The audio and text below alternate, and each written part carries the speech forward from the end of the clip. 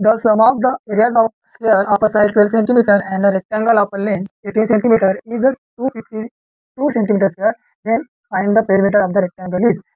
चार ऑप्शन दिलेले आहे. चार ऑप्शन मध्ये काय पेरिमीटर दिलेलं आहे आपल्याला काढायचं आहे. म्हणजे काय the sum of the area of square of side म्हणजे चौरसाची बाजू दिलेली आहे 12 सेंटीमीटर आणि रेक्टँगलची लांबी दिलेली आहे 18 सेंटीमीटर आणि या दोघांच्या क्षेत्रफळाची जे काही बेरीज आहे ते किती आहे 252 centimetre square.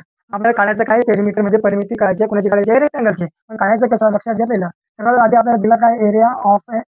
Area of square म्हणजे काय होते चौरसाची क्षेत्रफळ बरोबर काय बाजूचा वर्ग म्हणजे साईड स्क्वेअर म्हणजे साईड किती दिला 12 सेंटीमीटरचा स्क्वेअर म्हणजे आपण भेटणार काय मग 144 सेंटीमीटरचा स्क्वेअर. हा झाला आपला एरिया ऑफ स्क्वेअर. त्यानंतर काय मग area of rectangle. Area of rectangle काय भेटणार आपल्याला लेंथ म्हणजे लांबी गुणिला रुंदी लेंथ इंटू ब्रेथ. आता लेंथ किती दिली आपल्याकडे 18 सेंटीमीटर इंटू ब्रेथ दिलेलं नाही मग बी. त्यानंतर आता या दोन्ही एरियाचे काय ॲडिशन दिलेले आहे म्हणजे सम ऑफ या दोन्हीचे काय भेटणार आपल्याला मग 252 सेंटीमीटर स्क्वेअर म्हणजे काय 144 centimetre square plus length into breadth म्हणजे 18 centimetre into B is equal to 252 centimetre square. आपल्याला काय पाहिजे बीची व्हॅल्यू माहीत नाही अननोन आहे म्हणजे काय हा जो टर्म आहे त्याला इक्वलिटीच्या ऑपोजिट साईडला घेऊन जा म्हणजे भेटणार काय आपल्याला 18 centimetre into b equal to 252 centimetre square minus 144 centimetre square.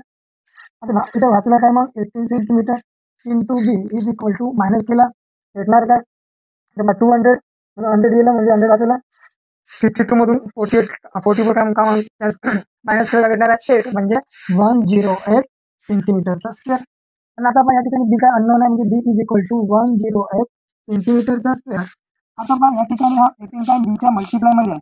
तर हा जो टर्म आहे इक्वल टू इकडे आला ऑपोजिट साईडला म्हणजे मल्टिप्लिकेशनचा काय होणार तो डिव्हिजन मध्ये म्हणजे 18 सेंटीमीटर. आता आपल्याला माहिती आहे बी 18 6 म्हणजे 18 म्हणजे बी इज इक्वल टू 6. पण या ठिकाणी सेंटीमीटरचा स्क्वेअर आहे आणि हा सेंटीमीटर आहे म्हणजे सेंटीमीटर कॅन्सल होणार म्हणजे वाटणार काय बी इज इक्वल टू 6 सेंटीमीटर. पण प्रश्नामध्ये काढायचं काय आपल्याला पेरिमीटर म्हणजे काय. आता मग पेरिमीटरची फॉर्म्युला काय perimeter of rectangle equal to 2l plus B 2 into in bracket L plus B. आपल्याला माहिती आहे 2 आता लेंथ आपल्याला ऑलरेडी दिलं होतं किती 18 सेंटीमीटर प्लस बी किती आहे 6 सेंटीमीटर. 2 आणि 18 प्लस 6 होणार आहे 24 सेंटीमीटर आणि 2 इंटू 24 केलं तर भेटणार का आपल्याला 48 centimetre. Option number D is a correct answer. आवडला असेल तर लाईक करा आणि चॅनलला सबस्क्राईब करा. धन्यवाद.